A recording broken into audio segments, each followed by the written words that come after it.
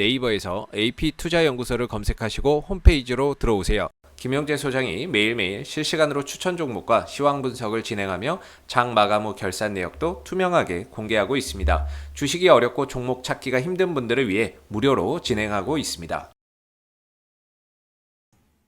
네, 안녕하세요. AP투자연구소의 윤사무의 팀장입니다. 오늘 알아볼 기업은 제넥신이고요. 코드 번호는 095700입니다. 현재 시각 6월 14일 월요일 1시 9분을 지나고 있어요. 네, 전일에 이어서 리뷰를 진행하게 될 것 같고요. 오늘 같은 경우에는 또 양봉이 나와주는 흐름인데 일단 글쎄요. 꾸역꾸역 올라가려고 하는 건지 아니면은 저항받고 빠질 건지는 지켜봐야 되겠지만 전반적으로 뭐 매물대는 상당히 많아요. 위에는 상당히 많기 때문에 일단 뭔가 좀 기준점이 생기기 위해서는 뭐가 필요하냐면은 어쨌든 내려왔을 때 반등하는 흐름을 이게 이제 고가가 되죠. 그리고 나서 또 다시 한 번 더 저점을 깨지 않고 약간 여기 직전 고가이고 그거를 이제 시공봉으로 본다라고 했을 때는 뭔가 수렴의 형태도 보이긴 하는데 이게 제가 보는 관점에서는 어쨌든 수렴 돌파는 나왔어요. 근데 어디서 이런 수렴의 돌파의 흐름이 나오느냐를 좀 많이 보는 편이죠. 그러니까 여기 같은 경우에는 돌파도 맞지만 여기서는 이탈도 맞아요. 그러니까 이거는 통합 구간이에요. 변동성이 줄어드는 구간이죠. 변동성이 이런 식으로 줄어드는 구간이기 때문에 좀 횡보하는 흐름을 보여줬다가 그 다음에 방향성이 나오는 그래서 아마 저 같은 경우에는 예전에도 이제 지난주에도 이제 급락을 하고 나서 말씀을 드렸던 거는 단기적으로 수렴이 진행되고 있는데 보통 이제 수렴이 돌파나 이탈되는 방향으로 이제 베팅을 하기 마련이거든요. 근데 여기서는 좀 뭐라 해야 될까요? 확률적으로 그렇게 막 높은 이 방향성이 나온다.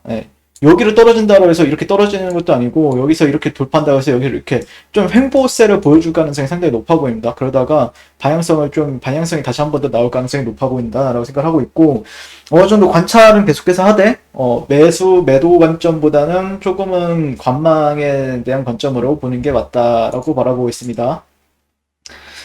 일단 주말 사이에 아니면은 뭐 제가 지난번 시간에는 백신 허브 우리나라가 말하는 백신 허브에 대해서 이제 그거를 이제 비판하시는 분 이데일리의 류성 기자님 그런 기사를 말씀을 드렸었는데 기사에 대한 내용을 말씀을 드렸었는데 주말 사이에 이제 문 대통령이 G7 영국으로 날아갔죠. 그래서 거기서 이제 백신 허브와의 관련해서도 얘기도 많이 하고 그랬었던 걸로 기억을 합니다. 그래서 아마 위탁 생산 기업들 같은 경우에는 좀 기대감이 여전히 남아있는 상황이고 현재 이 DNA 백신 같은 경우에는 조금 지켜봐야 되는 흐름이 되지 않을까라고 바라보고 있고 뉴스는 꾸준히 나옵니다. 오늘 같은 경우에도 아침에 나왔었는데 국산 백신 내년 상반기에 상용화 가능할까? 일부 유효성 물음표. 이건 어떻게 보면은 이 종합시장 뉴스에도 나왔죠. 제넥신 같은 경우에. 그래서 연합뉴스에 따르면 정부가 이르면 내년 초에 국산 코로나 백신을 맞을 수 있도록 존폭 지원에 나서면서 국내 5개 개발 업체가 첫 임상시험 결과에 관심이 또 쏠린다. 라고 얘기를 하고 있고요. 14일 바이오 업계에 따르면 최근 국내에서 코로나 백신 개발에 나선 5개 업체는 모두 임상 초기 단계인 일상 투여를 마쳤고 이중 데이터를 분석해 공개했다. 셀리드가 최근에 강세를 나타내고 있었는데 그럴 수밖에 없는 게 얘 같은 경우에는 이제 비교 임상이 가능하다. 얀센 백신이랑 이제 비교 임상이 가능하다라는 점에서 조금 그런 기술적으로는 조금 더 유리한 위치에 있다라고 이제 하는 것 같고 좀 추세도 좀 어떻게 보면 괜찮죠. 최근까지도. 그리고 제넥신 같은 경우에 성인 21명을 대상으로 한 일상시험에서 안전성과 면역원성 확인했다고 밝혔는데 하지만 의학 논문 사전 공개 사이트 매드 아카이브에 올라온 임상 결과를 보면 중화항체가 시간이 지나면서 급격히 감소하는 한계를 보였다. 그래서 연구에 따르면 제넥신의 코로나 백신 후보 물질 투여 직후 중화항체 반응이 상당히 증가했지만 57일 지난 시점에 중화항체 기하 평균 면역가 는 37.26에 그쳐 코로나 회복기 환자의 혈청의 중화항체 GMT인 288.78보다 낮게 나타났다. 다만 GX19에는 항원 단백을 추가하기 전 후보 물질인 GX19에서 더 강력한 T세포 반응을 끌어냈으며 이는 코로나 회복기 말초 혈액 단핵세포를 능가하는 수준이었다. 라고 얘기를 하죠. 그리고 제넥신 전환사체 발행을 포기했다라고 얘기를 합니다. 플랜 B는 이렇게도 나왔는데 더 벨에서 나왔어요. 그래서 전환사체 발행을 포기했고 주주 반발 등을 감안한 조치로 보인다. 다만 코로나 백신 개발을 위한 자금 조달 방안을 별도로 마련하겠다고 밝힌 만큼 후속 대응에 업계에 관심이 쏠린다. 그래서 12일 홈페이지를 통해서 시비 발행이나 유상증자, 외부를 통한 대규모 자금 조달을 진행하지 않기로 결정했다면서 다만 임상 개발을 위한 자금 조달 방법을 내부적으로 경영 회의에서 신중하게 철저히 검토해 안을 만들겠다라고 밝혔다. 그래서 임상 3상 진입을 확정하고 GX19N의 글로벌 임상 3상을 위한 자금 마련에 나섰던 상황이었다. 네. 원래는 12발행을 한다라고 나왔었는데 지금은 임상 대규모 자금이 필요한 만큼 몇천억이 든다라고 하죠. 어떻게 이제 이거를 투자 자금을 유치할지. 실제 지난달에는 해외 관계사인 중국 아이맵 파이오파마 지분의 일부를 처분하면서 360억가량 현금화하기도 했다. 그래서 제넥신이 보유한 아이맵 파이오파마 지분의 장부가액 2,341억 원에 달한다. 이 밖에 관계사인 내유이면텍 등을 포함한 제넥신 투자기업 19곳 지분의 장부 가치를 5천억 원 정도다. 라고 얘기를 하고 있는데 그래서 현재 제넥신의 올해 1분기 말 별도 기준 현금 및 현금성 자산은 350억 정도고 현금 유동성은 작년 말 52억 원에서 크게 늘어났다. 지난 2월 면역항암제 후보물질 GX-I7을 인도네시아 케이지바이오에 기술 수출하며 수령한 계약금 300억 원 덕분이다. 네. 근데 아직까지도 몇백억이 있다고 하는데 아직까지 임상 3상을 위해서는 좀 턱없이 부족한 돈이다라고 좀 판단을 할 수 있죠. 네. 과연 어떻게 이런 자금들을 할지 지켜봐야 될 것 같고요.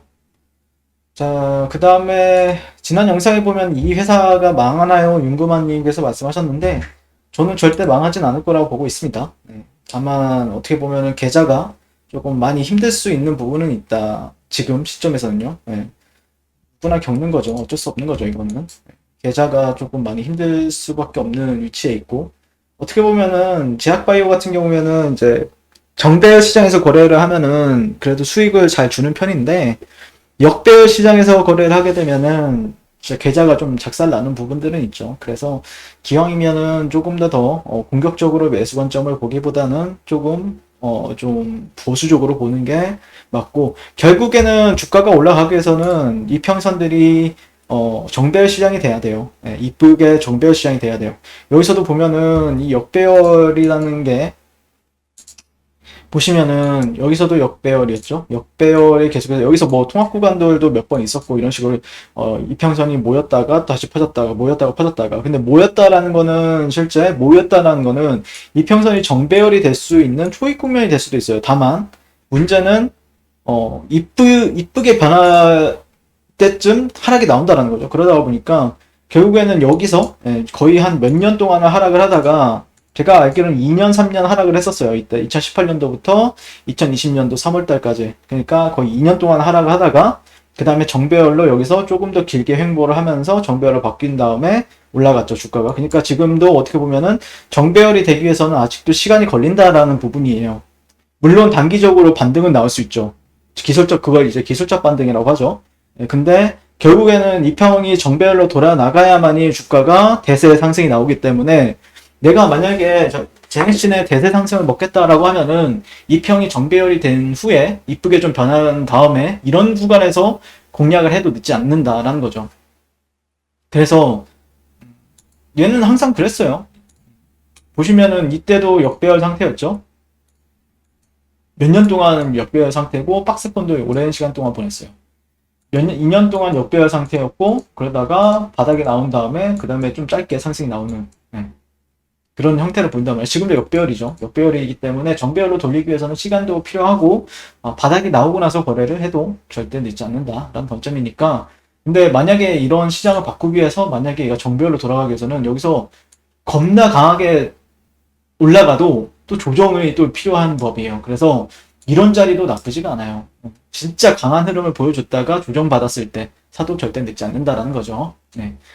이상 제넥신에 대해서 리뷰를 마치게 될 것 같고요. 오늘도 시청해주셔서 감사드립니다. 그리고 네이버에서 AP 투자 연구소를 이제 검색하시게 되면요. 홈페이지로 접속하실 수가 있죠. 2021년 무료 추천 종목을 가시면은 저희 김영재 소장님께서 아침마다 무료 추천 종목을 추천도와드리고 있고요. 그 다음에 AP 메시저 눌러보시면은 저희 저희가 운영하고 있는 텔레그램 방도 초대를 도와드리고 있습니다. 이 부분도 참고하셔서 잘 매매하셨으면 좋겠습니다. 감사합니다.